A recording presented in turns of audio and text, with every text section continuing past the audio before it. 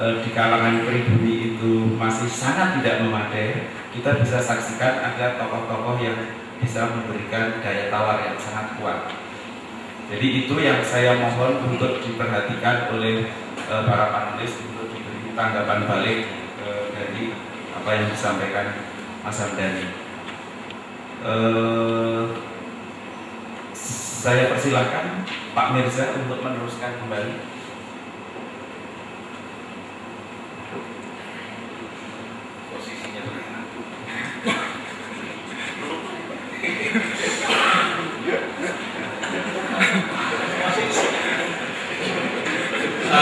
Jadi ini juga menyangkut, mungkin menyangkut dengan apa yang disebut oleh Pak Hussein itu tadi mengenai penistaan yang banyak yang kurang lebih standar. Jadi saya ini nggak tahu apakah naskah saya ini memenuhi standar atau tidak, tapi paling tidak memang tidak ini. Saya terbiasa juga kadang-kadang tidak ada penulis di Riau itu penulis yang mau mengangkat mengenai seni rupa ini nggak ada. Itu paksa lah melukis dia juga nulis apa adanya. Tapi menurut Pak Gus itu menulis tidak seni rupa pun bisa diacu untuk menulis standar Pak. Kalau masalah standar itu tidak ada seni rupa atau seni memasak. Ya betul. Jadi ini menulis apa adanya aja, saya menulis apa adanya. Kemudian kebetulan Galeri Nasional ada program begini, saya cobalah menghimpun tulisan saya itu sedemikian rupa menurut saya. Tahu-tahu diterima oleh Galeri Nasional ini, wah, tapi saya di Riau itu cukup bisa mengembangkan dada juga sebetulnya. Saya pulang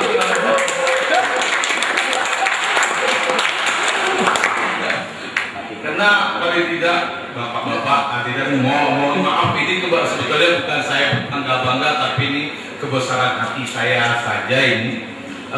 Karena memang selama ini mungkin dalam hal seni rupa ini dari Riau mungkin belum pernah muncul yang bicara seperti ini. Nah, ini saya sebetulnya mau memotret, saya tahu-tahu di potret ini udah habis baterainya untuk dilihatkan nanti kalau saya ngomong. Oh iya, saya minta tolong panitia nanti, tapi waktunya Pak.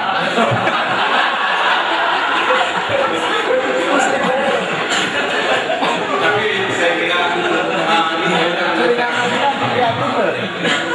baik, terima kasih Pak.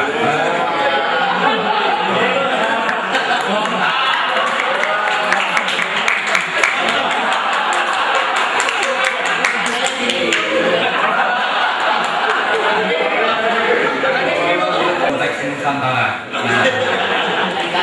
NKRI.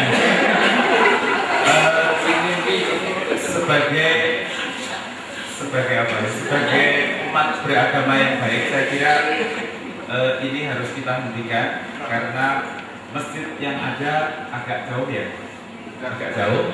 Jadi jangan khawatir. Nanti para panelis yang di depan ini masih akan memberikan respon balik dari tanggapan-tanggapan yang ada, dan saya sudah mencatatnya semua. Jadi tidak mungkin ada yang tercecer. Dengan demikian sesi ini kita sudahi dulu untuk bersama-sama kita menunaikan ibadah Jumat bagi yang akan menunaikan. Saya cukupkan sekian, terima kasih. Wassalamualaikum warahmatullahi wabarakatuh. Saya sebagai orang Cina dilahirkan di Indonesia, ibu saya lahir di Indonesia, betapa kerasnya itu penetrasi yang saya alami, tetapi saya tidak mengingat perasaan yang kompleks itu. Saya enyahkan itu aja. Saya dengan senang hati masuk dalam konteks yang Anda alami, yang Anda tekuni di dunia akademis sekalipun. That's all. Itu yang selalu kekal. Maka pertanyaannya adalah, kenapa Anda tidak bergerak? Kenapa Anda selalu semua merasa bahwa di daerah ada kekurangan? Kenapa Anda tidak maju? Bahwa subjektivitas, iya, itu yang harus Anda lakukan. Bahwa rumah seni itu akan menjadi sesuatu yang sangat dimiliki, iya, itu faktanya. Dan bisa lakukan dengan intensitas yang luar biasa. karena saya menulis, karena saya berpolitik, saya berstrategi dengan Freemasonia itu. Maka Anda mengenal, Anda mengundang saya di sini untuk berbicara bahwa dari nasional yang sudah menyandang persoalan nasional, kata nasional tentu menjadi satu hegemoni karena tidak dilawan. Kenapa saya di Semarang seperti itulah kira-kira ya, bahwa saya tidak menghadap itu. Maka kalau Anda bicara subjektivitas, jelas posisi saya demikian krusial di Semarang. Saya mengelola, saya tidak punya uang, tetapi faktanya bahwa saya melakukan perhelatan terus di rumah itu. Dari mana itu duitnya? Banyak kawan-kawan mencurigai saya dalam hal itu. Itu satu. Kedua, saya melakukan kritik. Saya melakukan penulisan di mana beberapa tahun yang Anda kenal di koran-koran sebagai kurator-kurator itu, beberapa meminta tulisan-tulisan saya kalau mereka berkomentar. Itu fakta saja. Kenapa? Saya tidak ingin berlatar belakang pendidikan apapun. Saya ingin mengatakan bahwa kritik-kritik di koran media massa itu bukan persoalan kritik, itu hanya persoalan reportase jurnalisme saja. Ya saya pikiran yang satu dua muncul, kemudian dipublikasikan, dan saya bisa saja siapapun bisa melakukan hal itu. Karena itu tidak perlu melakukan disinjak tentang mengkritik-kritik itu. Karena saya anggap tidak ada kritik seni rupa Indonesia, kita selalu melingkar-lingkar. Subjektivitas Freemasonia itu saya tidak mengatakan bahwa saya dalam posisi buci dan sebagainya, tidak. Tapi saya butuh sesuatu, saya butuh untuk menggerakkan Semarang, karena kalau Semarang itu, kalau banyak seniman muncul dari sana, otomatis saya sebagai juragan galeri itu, saya bisa memproduksi yang sangat murah. Bukankah demikian? Maka karena kebutuhan itulah saya masuk ke jantungnya, yaitu ke Universitas Negeri Semarang. Saya oprak-oprak mereka dengan tulisan-tulisan saya. Karena apa? Ketika satu kali saya mengunjungi Dr. Iswida Negeri, saya minta, bolehkah saya jadi pendengar S2 di sana? Saya bayar penuh. Tidak boleh, tidak ditanggapi. Ya, gampang saja, saya tulis kritik terus, saya mengajak dialog. Tidak ada dialektika di situ. Tulisan saya tidak pernah satu kali pun di-counter. Saya berpikir, gimana yang menggerakkan ini? Saya masuk saja, saya punya gagasan, saya masuk ke ruang itu, ke kamar-kamar kos mereka, anak-anak itu. 2,5 tahun yang lalu, ketika saya mengadakan Bali Biennale di Rumah Seni itu, saya mengkurasi di sana. Saya punya kewajiban mendatangi mereka. Saya datangi anak-anak, kawan-kawan Semarang yang sekiranya kualitas artistik, sejarah kreatif yang menarik. Saya datangi mereka. Ternyata nol besar. Yang Anda anggap bahwa mahasiswa yang belajar kesenian di sana itu nggak ada karyanya, tidak ada proses dialektika, tidak ada buku di sana. Itu mengecewakan kawan semua. Yang saya gerakkan di situ subjektif ya, sangat subjektif saya. Yang saya gerakkan di situ tidak selalu mengadopsi pikiran-pikiran saya, meniru saya, tidak. Saya ingin demikian. Saya akan marah besar itu dan kelak kerja bunuh. Kalau itu muncul. Karena apa? Saya kasihan kepada mereka kalau mereka yang menjadi peniru epikon gitu. Mereka harus muncul dengan kapasitas dirinya sendiri. Dan itu saya lakukan, tidak dilakukan oleh kampus mereka. Kemudian bahwa saya menggagas Ketuk Project karena semangat itu ada di sana, iya, tetapi saya tidak ingin bermain dalam konteks kreativitas mereka. Saya belum mengevaluasi itu sampai ketiga ini. Kemudian kalau saya boleh sebagai tukang catat di Semarang ya, saya harus meluruskan untuk catatan Ridho ini terpaksa dengan segala hormat bahwa ini diklaim oleh Ridho bahwa komunitas biar kreatif itu dan Kedok yang menyelenggarakan Ketuk Project itu saya kira klaim keliru. Bahwa saya tahu persis itu dilakukan oleh beberapa kawan, bahwa Ridho adalah motivatornya, iya. Bahwa Ridho yang mendirikan biar kreatif industri itu adalah pilihan saya, yang minta aktif saya. Bahwa Kedok muncul belakangan, memang iya, tetapi dia motivator saja, bukan komunitas ini yang mendirikan. Kemudian nama Ketuk Project saya yang memberikan, bahwa itu modus operandi itu lalu dianalisis oleh dokter moderator menjadi dikompariser dengan pergerakan sampai di Amerika segala. Saya kira terlalu lama jauh karena saya cuma kenapa? Saya cuma meniru yang di Jogja kok. Turun project itu Michelle Jin dan kawan-kawan itu saja. Saya inginkan ada satu solusi bagaimana ada semua bergerak. Inferior kompleks kan? Saya tidak menginginkan itu. Ya, itu dia. Baik, saya kira apa yang disampaikan oleh Mas Tubagus nanti perlu dikonfirmasi lagi. Terutama saya mohon nanti bapak-bapak atau ibu-ibu yang dari luar, terutama yang mungkin dari UNES. Terus saya kira memang perlu ini untuk keseimbangan informasi supaya ada dinamika seperti dalam judul seminar ini. Dan saya ingin juga mengatakan pada Mas Tubagus bahwa saya kira menjadi satu hal yang biasa untuk memberikan satu perbandingan. Artinya bukan saya mengatakan bahwa K2K project itu sama seperti di Amerika ataupun di Eropa pada tahun 80-an, tapi modus yang dipakai itu sejenis dalam arti bagaimana ketika para seniman terutama ketika menghadapi satu lembaga-lembaga yang sudah sangat absolut atau sudah pekat dengan masifikasi industri keseniannya, maka harus membuat alternatif ruang yang lain. Mas Rido, terutama saya kira kita perlu mendengar banyak hal tentang bagaimana K2K project itu. Wah, ini namanya keren banget, K2K project. Jadi dari kos ke kos, nah gitu aja. Dari kos ke kos yang oke. Silakan. Oke, terima kasih. Tadi mungkin Pak Bagus Beswasari sudah mengutarakan atau sudah membicarakan semua memang itu ada unsur politik untuk merubah kesenian di Semarang. Mengubah. Ya, terima kasih. Mungkin saya lebih bercerita kondisi ketika melaksanakan K2K. K2K pertama itu tadi dengan tajuk heroisme. Ketika kita membuat program, kemudian didiskusikan beberapa orang untuk membuat konsep ringan, karena kita tahu bahwa teman-teman di UNES itu mereka lebih hobi mengikuti pameran yang sudah ada konsep dan judulnya, maka mereka sangat kesulitan untuk menulis konsep. Ketika semuanya kita hanya memberikan judul tentang pameran heroisme, kemudian mereka hanya merespon mereka diharuskan mengirimkan konsep itu sangat susah seperti teman-teman di Universitas Semarang.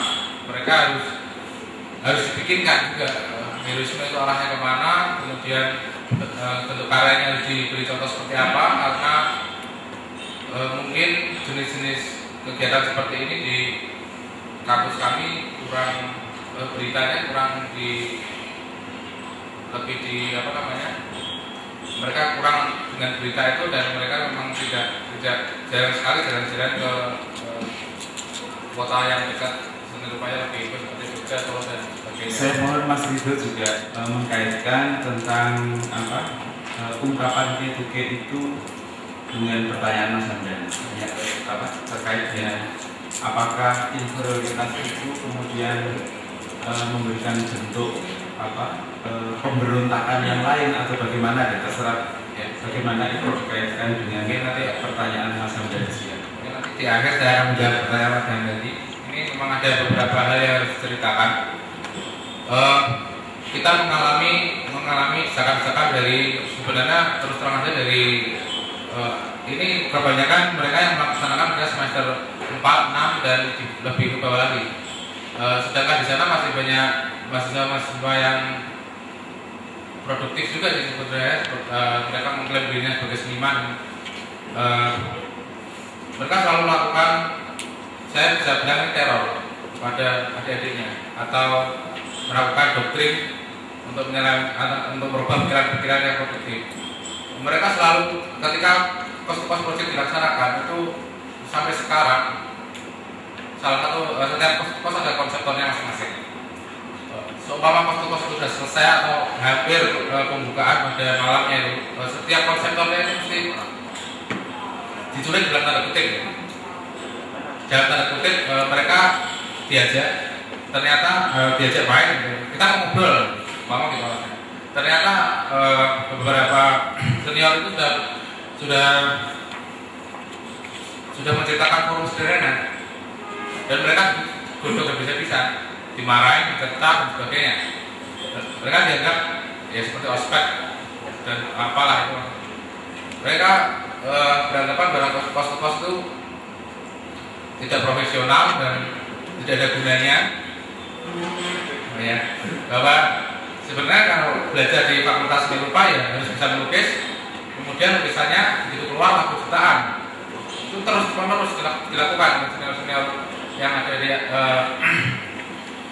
di atas kita.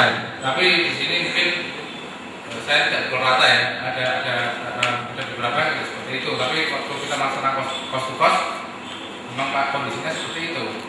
Ada lagi seperti teror-teror ASKS bahwa kita adalah bedanya juga B, itu sering itu terjadi.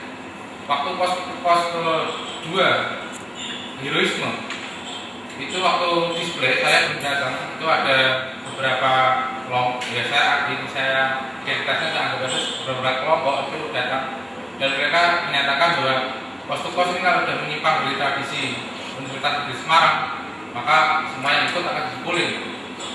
Tradisi di sini yang saya jelaskan tadi bahwa mereka lebih suka melukis, kemudian lukisannya ditaruh di kamar untuk diperbanyak, kemudian menunggu orang lewat dan menunggu jutaan. Itu sering terus disampaikan dan ditekankan pada adik kelasnya dengan berbagai modus dan berbagai cara. Sehingga seperti pertanyaan Mas Handani ketika tadi ada dua ketidaksadaan yang saya tangkap, ada ketidaksadaran kolektif dan tidak percaya diri, itu ada, benar-benar ada. Karena bukan hanya kita sebagai masyarakat Indonesia, memang di Universitas Negeri Semarang itu kondisinya seperti itu, senioritas dalam berkarya itu masih ada. Jadi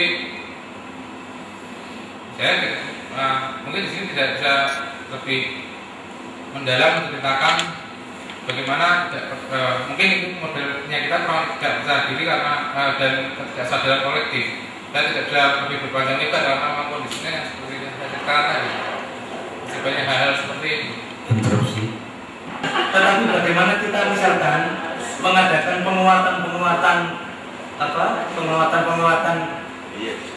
jejaring itu, misalkan Semarang dengan Jakarta ya opo, Semarang dengan Jogja ya opo, Semarang dengan Asia Tenggara, Asia Pasifik dan lain-lain. Saya kira ini yang sebenarnya perlu kita arahkan ke sana. Terima kasih. Perspektif bagaimana sebenarnya kondisi secara umum, artinya secara nasional, infrastruktur yang ada dalam dunia seni rupa kita. Mohon bagaimana lembaga institusional dalam hal ini lembaga pendidikan seni rupa yang ada di Semarang yaitu UNES bisa memberikan satu perspektif yang lain bagaimana sesungguhnya dunia seni rupa yang ada di Semarang itu sesungguhnya juga tidak bisa dipisahkan dengan keberadaan UNES. Dan ini akhirnya juga sebenarnya menjadi satu konstruksi sosial kesenian ataupun jejaring. Ini bahasa jejaring ini khas bahasa nelayan. Makanya saya lebih suka konstruksi sosial kesenian. Jadi silakan. Oh masih boleh juga, tapi ini sudah nggak hitungan begitu saja. Ya. Berdasar kepada sedikit pengalaman di Bali, tapi kemudian juga akan melahirkan ya semacam sebuah pokok-pokok pikiran, gitu, poin-poin pikiran tentang bagaimana sengkarutnya ya persoalan infrastruktur, jejaring yang seperti yang kita bicarakan dari pagi. Ya dari pembicaraan di awal itu saya melihat bahwa semacam ada terminologi hitam putih yang menyebutkan antara sentralisasi dan desentralisasi. Kemudian bagaimana kita merasa diri menjadi orang daerah, kemudian Jakarta, Bandung, Bali itu sebagai orang pusat lah. yang kalau bahasanya teman saya itu Yoga Pakta itu di Taksu yang sekarang jadi dosen di Padang Panjang itu, dia bilang kasih tahulah kita informasi-informasi di arus pusat itu gitu. Biar kita di daerah ini bisa tahulah informasinya gitu. Nah, saya kira terminologi yang seperti ini itu sangat menjebak gitu ya. Jadi semacam juga kita berbicara sering mengeluh tentang kita di daerah nggak bisa dapat informasi, kita nggak mampu melakukan apapun dan lain sebagainya. Kegalauan seperti itu, seperti Mas tadi bilang itu. Tapi menurut saya persoalan yang paling penting itu adalah apa yang kemudian menurut saya itu disebut sebagai inisiatif lokal itu, yang kemudian mampu, kalau bahasanya Pak Jim itu bisa dia bilang menyela arus utama itu. Jadi yang patut dihargai itu sebenarnya bukan sebatas keluhan itu, tapi ketika bagaimana kita komunitas di daerah itu menciptakan sebuah inisiatif lokal yang berusaha untuk menginterupsi itu gitu. Bisa, sebenarnya kan peninjau itu kata Pak peninjau itu mestinya meninjau saja katanya, jangan bicara gitu. Yang kedua nanti bisa kolot Bapak. Yang kedua lebih ini para panelis ini dari Semarang, ini 3 bahkan gitu ya. Jadi sesama di Semarang itu Pak, sesama bis kota dilarang mendahului. Tapi baiklah, ini pun barangkali juga tidak memuaskan semua pihak apa yang diharapkan oleh moderator. Begini saya melihat khususnya dari sisi sebagai institusi yang Semarang, kehadiran rumah seni yaitu itu sebenarnya amat menggembirakan bagi kami. Kami melihat rumah seni yaitu sebenarnya sebagai komplement dari katakanlah galeri-galeri yang telah ada di Semarang. Sehingga bagi kami sebenarnya justru ini merupakan satu kehadiran yang lebih melengkapi keanekaragaman berkarya dan penyajian karya. Nah, jika tadi disampaikan oleh Mas Tubagus bahwa Mas Tubagus justru yang berusaha untuk mengkileni mengide-ide gitu para mahasiswa kami, ini justru sebenarnya bukan merupakan satu persoalan gitu ya bagi kami. Sebab ya kami melihatnya begitu, memang seharusnya begitu. Mahasiswa dalam hal jejaring dan sejenisnya memang harus mencari, menggali dan menemukan di lembaga pendidikan semacam begitu. Saya kira di mana-mana tidak akan diajarkan, sebab yang namanya institusi pendidikan tinggi seni biasanya memiliki target-target tertentu, ada misi, visi tertentu yang harus dijalankan. Betapapun misi dan visi itu barangkali dinilai oleh pihak lain kurang kontekstual lah, yang tidak sesuai dengan perkembangan di luar dan sebagainya. Tapi visi dan misi itu sebenarnya bukan harga mati. Secara periodik biasanya selalu ditinjau ulang. Lalu target-target itulah yang memang dipenuhi dan dilaksanakan. Apalagi mengingat bahwa yang namanya institusi pendidikan itu sebenarnya proses pembelajaran yang bersifat transaksional. Artinya kita punya rancangan-rancangan yang memang harus dicapai, dilaksanakan dalam satu proses, lalu dievaluasi berdasarkan rancangan itu. Jadi ada transaksi. Tanpa memahami itu memang ya rasanya, kenapa kok tidak diajarkan itu, tidak diajarkan ini dan sebagainya. Nah, inilah jadi sifat pembelajaran itu transaksional. Jadi ada pertanggungjawabannya, mengapa merancang begitu, lalu prosesnya bagaimana, pelaksanaannya, lalu evaluasinya. Dan inilah saya kira peran sebuah institusi pendidikan itu. Jadi itu memang boleh dibilang sebagai gagasan-gagasan oleh Mas Tubagus itu sebagai seni rupa alternatif katakanlah gitu ya. Jadi kalau judulnya Scan Semarang sebenarnya Mas Tubagus itu scan Cemeti gitu ya. Jadi Cemeti yang di Semarang katakanlah begitu. Ya, sekarang namanya bukan Cemeti, Jogja.